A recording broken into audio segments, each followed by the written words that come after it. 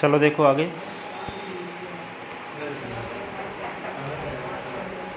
कौन क्वेश्चन बताना था? कौन तक बताए थे? कौन सी नंबर? कल नहीं आए थे?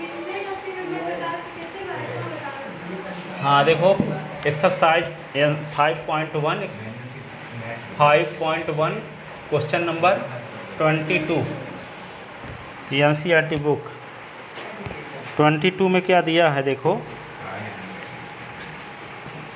कोसाइन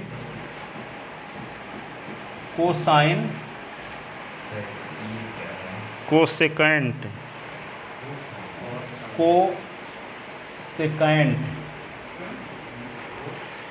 और सेकेंड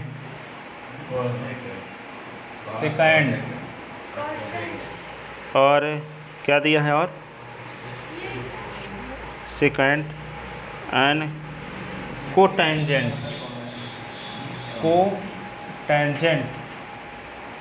के सांतत्य पर विचार कीजिए। सांतत्य पर विचार कीजिए। सांतत्य पर विचार कीजिए। कोसाइन का मतलब, कोसाइन का शॉर्ट नेम कास होता है, कोसेकेंड का शॉर्ट नेम कोसेक होता है, सेकेंड का शॉर्ट नेम सेक होता है, को टेंजेंट का शॉर्ट नेम काट थीटा होता है, काट। तो यहाँ इसका मतलब क्या है, यहाँ भी इसका मतलब क्या हुआ, आर लिख इसको कास थीटा लिख सकते हो, कास, ठीक है, कास एक्स है, इसको क्या लिख सकते हो, कोसेक एक्स है, और इसको क्या लिख सकते हो, सेक एक्स है, और ये काट एक्स है। हाँ कुछ रहेगा बिना, वैसे कोसेक के बिना तो कोसेक साइन परिभाषित ही नहीं होगा, तो कोई थीटा तो होगा ना, तो थीटा एक्स माने हैं, बिना थीटा के कास साइन थोड़ी डिफाइंड होते हैं। कोई थीटा रहेगा तो उसके पहले कोसेक लगेगा, सेक लगेगा, टेन लगेगा, काट लगेगा, तो वे थीटा नहीं है कुछ, तो हम क्या माने हैं, एक्स। तो इसका मतलब ये हुआ कि cos x, cosec x, sec x, cot x के सांतत्य पर विचार करना है, ठीक है। तो विचार करना है, इसका मतलब क्या है, इसको जानने के लिए थोड़ा एक एक लाइन आपके समझ में आ जाए, थोड़ा सा रॉ मटेरियल देखो इसको समझने के लिए, ठीक है। फिर क्वेश्चन बताते हैं। सबसे पहले देखो, किसी भी नंबर के पहले जीरो आ गई, ठीक है, जीरो नंबर आ गया किसी अपान में, इसका मान इन्फिनिटी होता है, इसी को बोलते हैं non defined quantity, non defined quantity, अपरिभाषित राशि, क्या बोलते हैं इसी को, अपरिभाषित राशि, ठीक है।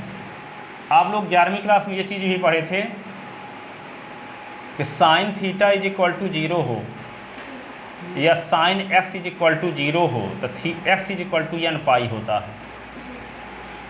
दूसरा फार्मूला ये पढ़े थे, cos x is equal to 0 हो तो एक्स इज इक्वल टू होता है 2n + 1 π/2, ठीक है। तीसरा ये पढ़े थे क्या, sine x is equal to sine alpha हो तो एक्स इज इक्वल टू ये पढ़े थे n पाई + -1 की पावर n अल्फ़ा। चौथा फार्मूला ये पढ़े थे, cos x is equal to cos alpha, तो एक्स इज इक्वल टू ये पढ़े थे 2n पाई और + अल्फ़ा। पांचवा फार्मूला ये पढ़े थे, sine square x is equal to sine square alpha, तो x is equal to n pi और + अल्फ़ा पढ़े थे। 6 नंबर ये पढ़े थे, इधर लिखते हैं 6 नंबर, ये cos square x is equal to cos square alpha है, तो x is equal to n pi और + अल्फ़ा पढ़े थे। ये क्या है, tan square x is equal to tan square alpha, तो एक्स इज इक्वल टू क्या पढ़े थे, एक्स इज इक्वल टू क्या पढ़े थे, n पाई और + अल्फ़ा। स्क्वायर वालों का सेम है फार्मूला, इस चाहे cos square is equal to cos square alpha हो, चाहे sine square is equal to sine square alpha हो, और चाहे tan square x is equal to tan square alpha हो, ठीक है। और यहाँ पे एक और है कि tan x is equal to 0 हो, tan s is equal to 0 हो तो s is equal to n pi. ठीक है, तो इतने फार्मूले आप पढ़े थे, इन फार्मूले की ज़रूरत पड़ेगी यहाँ। ठीक है, तो ये आप 3rd चैप्टर में पढ़े थे पिछले साल 11th क्लास में NCERT मैथ। अब देखो यहाँ पे कोसाइन x, तो जैसे कोसाइन x लिखा गया है तो ये तो पहले से जानते हो कि कास x इसी जिसकी बात कर रहे हैं। कोसाइन x का मतलब हुआ कास x की बात कर रहे हैं। तो कास x r पर कॉन्टिन्यूअस होता है कि नहीं, क्या होता है, कॉन्टिन्यूअस। तो नंबर 4 तो क्वेश्चन इसमें दिए गए हैं। तो नंबर लिखते हैं f(x) is equal to cosine का मतलब होता है f(x) is equal to cos x। ठीक है, तो f(x) is equal to cos x है, r पर सतत होता है, पीछे करवा चुके हैं इसलिए हम यह करना नहीं चाहते यहाँ। ठीक है, r पर कोई सुरक्षित बिंदु a लेंगे, a पर लेफ्ट हैंड लिमिट निकालेंगे, राइट हैंड लिमिट निकालेंगे, a पर फ्रंट का मान निकालते, तीनों मान बराबर आता है। तो कास x की व्याख्या हम पीछे कर चुके हैं। ठीक है, तो कास x क्या होता है, r पर सतत होता है, तो वही आपको क्वेश्चन को सॉल्व कर देना है यहाँ पे। ठीक है, क्या लेंगे, r पर कोई सुरक्षित बिंदु करें कि कर लोगे अब, तो भाई माना वो तो किए ना, पीछे सबको ये आए थे, काश x r पर सतत होता किए है ना पीछे। हाँ, तो इसको कर लेना, r का कोई सुरक्षित बिंदु लेंगे, x बराबर a पर लेफ्ट हैंड लिमिट निकालेंगे, राइट हैंड लिमिट निकालेंगे और a पर फ्रंट का मान निकालेंगे, तीनों मान बराबर आता है। इसका मतलब काश x क्या होगा, सुरक्षित बिंदु पर सतत है, इसलिए r के हर एक बिंदु पर सतत होगा काश x। अब दूसरे नंबर पर पहुँचते हैं, b नंबर, इसको व्याख्या हो गई। b नंबर में क्या है, f(x) इज इक्वल टू क्या लिख लें हम, कोसेक x है, क्या दिया है, कोसेक x। तो कोसेक x को क्या लिख सकते हैं, 1/sin x, 1/sin x। अब यहाँ पे देखो अपान वाला पर 0 कब हो जाएगा, जब अपान वाला पर 0 होगा तो ये फंक्शन डिफाइंड ही नहीं होगा। तो जिस पॉइंट पर डिफाइंड नहीं होगा उस पॉइंट पर ये फंक्शन सतत नहीं होगा। ठीक है, तो कौन कौन ऐसे पॉइंट है जिस पर ये फंक्शन डिफाइंड नहीं है। तो एस का जो मान रखने से साइन एस का मान 0 हो जाता होगा, उसी मान पर फंक्शन डिफाइंड नहीं होगा। सुन लो पहले, इसको लिखने चक्कर में ना पड़ो, इसको फिर बाद में लिखते रहे, थोड़ा इसको समझ लो। साइन एस है ना, साइन एस के स्थान पे साइन एस का मान जब 0 हो जाएगा तो अपान में 0 आ जाएगा। अपान में 0 आने का अर्थ ये हुआ कि फंक्शन नॉन डिफाइंड है। ठीक है, तो एस के स्थान पे जैसे हम रख देंगे क्या, 0, तो 0 रख देंगे तो साइन 0 का मान 0, तो 1/0 क्या होगा, इन्फिनिटी ना होगा। 180 रख देंगे तो क्या होगा, 180, साइन 180 का मान 0 होता है। मोबाइल में क्या देख रहे हो, तो साइन बाद में कर लेना पढ़ने के बाद, नहीं तो फिर समझ में कैसे आएगा, या कर ही लो जल्दी से। तो काश साइन एस के स्थान पे पाई रखेंगे तब भी क्या आएगा, शून्य। एस के स्थान पे वही ना बोल रहे हैं कि साइन एस का मान जिस एस के जिस मानों के लिए शून्य होगा ये फंक्शन डिफाइंड नहीं होगा। ये तो कितने आप ऐसे पता लगाते रहोगे, पाई, 2 पाई, 3 पाई, तो यहाँ बोल दिए n पाई रख दोगे तो इसका मान शून्य आएगा। n के स्थान पे कोई इंटीजर है, n इंटीजर क्या, 0 भी हो सकता है, 1 भी हो सकता है, -1 भी हो सकता है, -2 भी हो सकता है, -3 भी हो सकता है। तो यहाँ पे s का मान n पाई रखेंगे तो इसका मान क्या होगा, ये फंक्शन डिफाइंड ही नहीं रहेगा। ठीक है, तो यहाँ पे x बराबर n पाई को छोड़कर शेष सभी बिंदुओं पर ये फलन क्या है, सतत है। शेष सभी बिंदुओं पर फलन क्या है, सतत है। ठीक है, क्यों सतत है, क्योंकि साइन एस के बारे में आप जानते हो, साइन एस के बारे में जानते हो कि r पर सतत होता है और ऊपर 1 है, तो 1 को हम क्या लिख सकते हैं, s की पावर 0। तो s की पावर 0, तो यहाँ चर की घात पूर्ण संख्या है, तो ये बहुपदी फलन हो गया 1 है, या अचर फलन भी बोल सकते हो। तो अचर फलन भी क्या होता है, सतत फलन होता है, साइन एस भी सतत फलन होता है, 2 सतत फलन का भागफल। हेलो, नमस्ते। हाँ ठीक है, चले जाओ जाओ।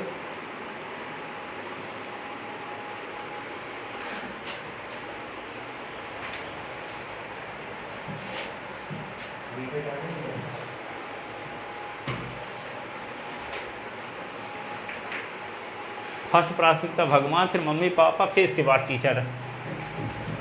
ठीक है। हाँ हाँ ठीक है। फिर देखो आगे, तो कहने का मतलब ये भी बहुपदी फलन है, ये भी बहुपदी फलन है, तो दो बहुपदी फलन का भागफल एक बहुपद सतत फलन होता है, बशर्ते वह फलन परिभाषित होना चाहिए। परिभाषित होने का मतलब उसका मान परिमित संख्या में आना चाहिए। तो ये फलन परिभाषित ही नहीं है, कब है? जब s बराबर n पाई, क्योंकि s बराबर n पाई करेंगे तो बटे वाला पद 0 हो जाएगा। n पाई का मतलब क्या हुआ? चाहे n का मतलब है n बिलोंगिंग क्या होगा? n belonging integer number. Integer number के बारे में आप जानते हो, 0 +- 1 +- 2 +- 3 +- 4। तो यहाँ पे देखो, यहाँ पे n पाई जब दिया गया है तो s की वैल्यू हम क्या ले लें? 0 पाई। तो 0 पाई तो s = 0। 0 पर फलन परिभाषित नहीं है। s बराबर 1 पाई पर फलन परिभाषित नहीं है। s बराबर -1 पाई पर फलन परिभाषित नहीं है। -1 भी पूर्णांक है ना, n के स्थान पे पूर्णांक रखना है। फिर s के स्थान पे 2 पाई रखोगे तो परिभाषित नहीं होगा। s के स्थान पे -2 पाई रखो तो परिभाषित नहीं होगा। s के स्थान पे 3 पाई रखो तो परिभाषित नहीं होगा। s के स्थान पे -3 पाई रखो तो परिभाषित नहीं होगा। कितने कैसे मान लिखोगे? तो इनको सब मिला करके ऐसे लिख दिए कि s बराबर n पाई पर फलन परिभाषित नहीं है। ठीक है, क्योंकि s बराबर n पाई जब रखेंगे तो बटे वाला शून्य हो जाएगा। और जहाँ n क्या है? इंटीजर नंबर है। हम इंटीजर नंबर सब लिख सकते हैं क्या? इंटीजर नंबर की तो गिनती नहीं की जा सकती, कितने इंटीजर होते हैं। ठीक है, इसका मतलब ये ऐसे मान लिखते जाओ कि पूरी ज़िंदगी ये ख़त्म हो जाएगी, आप पूरा लिख नहीं पाओगे। ठीक है, तो क्या लिख देते हैं? n पाई लिख दिए कि x बराबर n पाई पर ये फलन परिभाषित नहीं है। तो ये फलन जिस मान पर परिभाषित है, ठीक है, उन पर सतत भी है। ठीक है, तो इन मानों के अलावा जो मान बहुत सारे हैं, जैसे 2 और 3 के बीच क्या है? 5/2 है।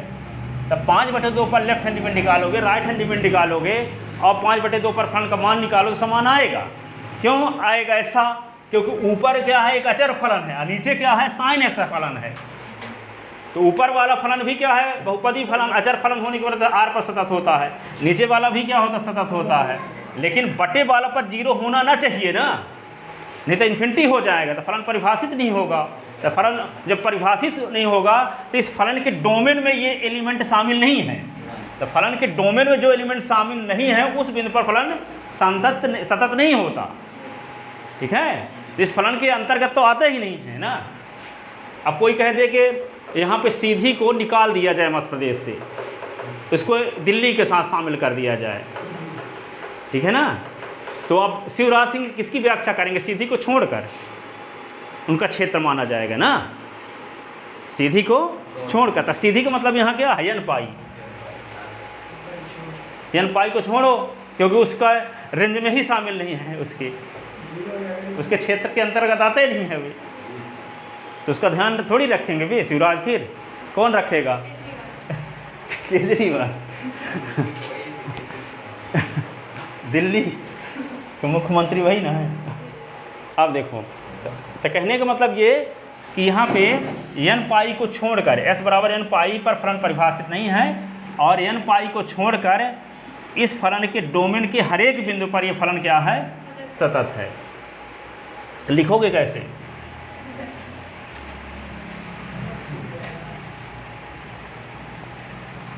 यह फलन x के उन मानों पर परिभाषित नहीं है, उन मानों पर परिभाषित नहीं है जिसके संगत sin x बराबर 0 या x बराबर n पाई, अर्थात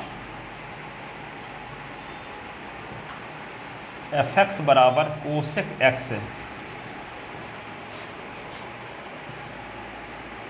x = n पाई पर परिभाषित नहीं है। परिभाषित नहीं है। ठीक है, साथ ही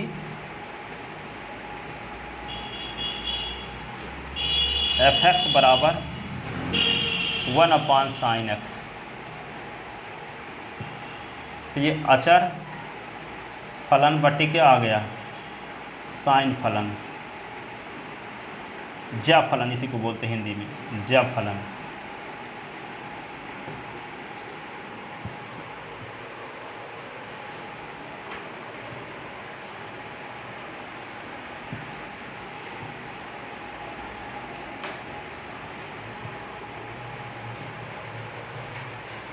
तथा हम जानते हैं कि अचर फलन और साइन फलन,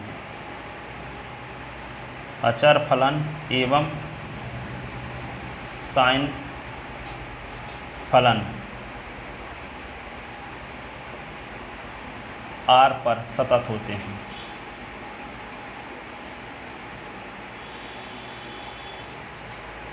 इसलिए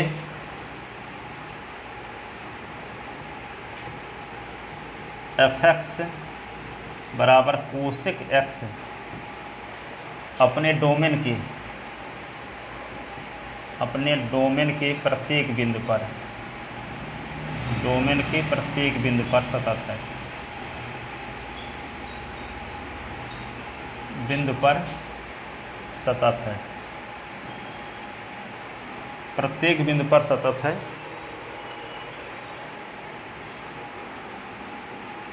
क्योंकि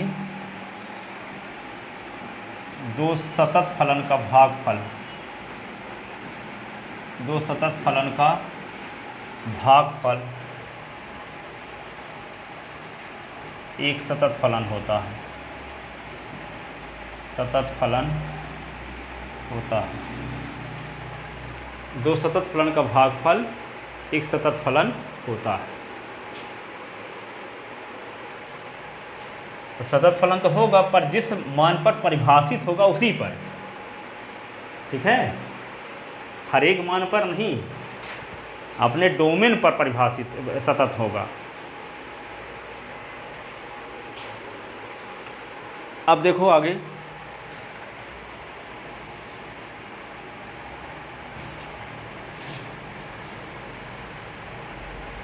तीसरा इसका सी पार्ट है, f(x) बराबर क्या लिखोगे, कोसेक, सेक है ना, सेक x। तो f(x) बराबर क्या लिख दोगे, 1/cos x, ठीक है। तथा ये जानते हो कि cos x बराबर 0 होने पर x बराबर होता है 2n + 1 π/2, ऐसे ना। तो s का मान, जहाँ n belong in integer number, ठीक है, तो s के स्थान पे 2n + 1 π/2 जब रखोगे तो इसका मान बटे वाला मान शून्य हो जाएगा, और जब बटे वाला शून्य होगा तो फलन परिभाषित नहीं होगा।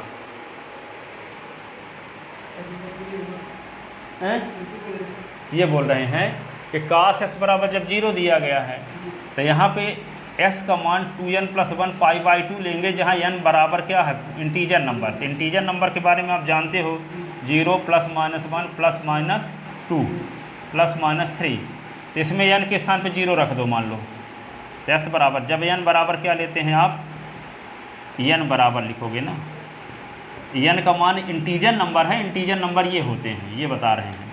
तो n का मान क्या ले सकते हो, 0 ना, n का मान क्या ले सकते हो, 1, n का मान -1, n का मान 2, n का मान -2, n का मान 3, n का मान -3। तो इन मानों पर cos x शून्य होता जाएगा, cos x क्या होता जाएगा, शून्य। विश्वास न हो तो करके दिखाते हैं। जैसे मान लो s बराबर हम पहला मान रखते हैं 0, तो 2 × 0 लिखो +1, और ये क्या आ गया, π/2। तो s बराबर क्या आ गया, π/2। तो s बराबर π/2, cos 90, s बराबर 90 हुआ। तो cos x बराबर, cos x बराबर, तो cos 90 रख दो s के स्थान पे, तो cos 90 का मान शून्य नहीं होता।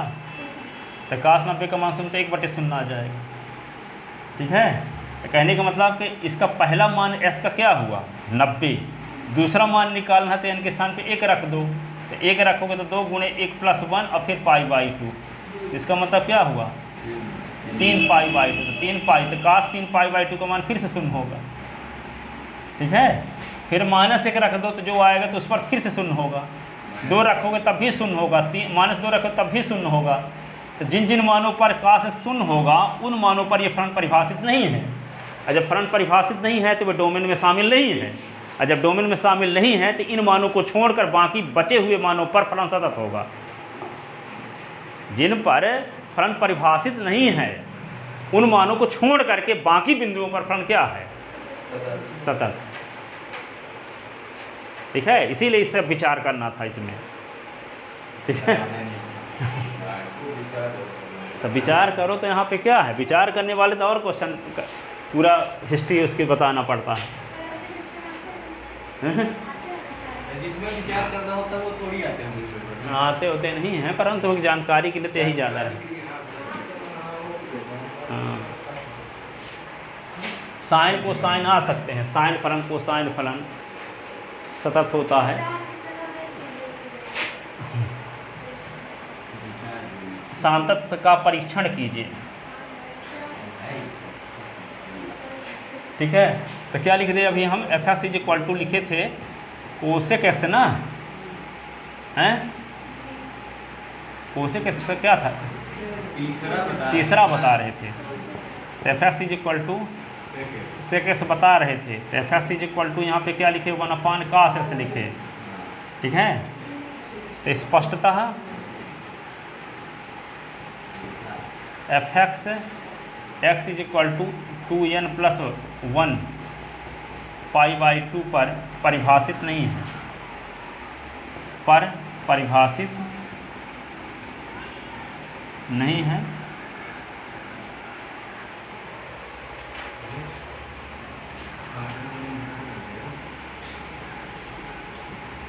एवं 1 और cos x दोनों सतत फलन हैं।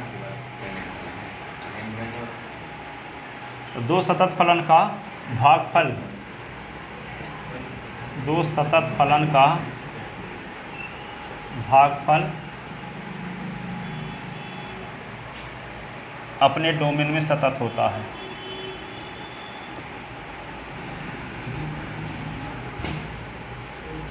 सतत होता है,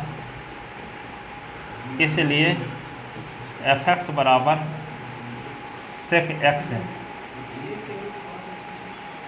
भी अपने डोमेन में सतत है, डोमेन में सतत है। देखो यहाँ पे fx = sec x, तो fx = 1/cos x, स्पष्टता fx = fx x = 2n+1 π/2 पर परिभाषित नहीं है। एवं 1 एवं cos दोनों सतत फलन हैं, और दो सतत फलन का भागफल अपने डोमेन में सतत होता है, इसलिए fx = sec x भी अपने डोमेन में सतत है, अपने डोमेन में सतत है। जिस पॉइंट पर परिभाषित ही नहीं उन पॉइंट को छोड़कर बाकी सभी पॉइंट पर क्या है, सतत है।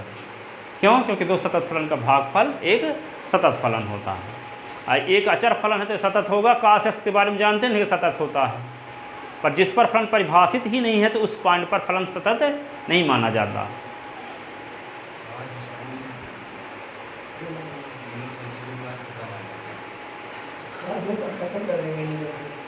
अजय एक बार खत्म कर दे परसों ही। हाँ कल सोमवार से चालू किए। सुधाकर के बाद ये सब सारे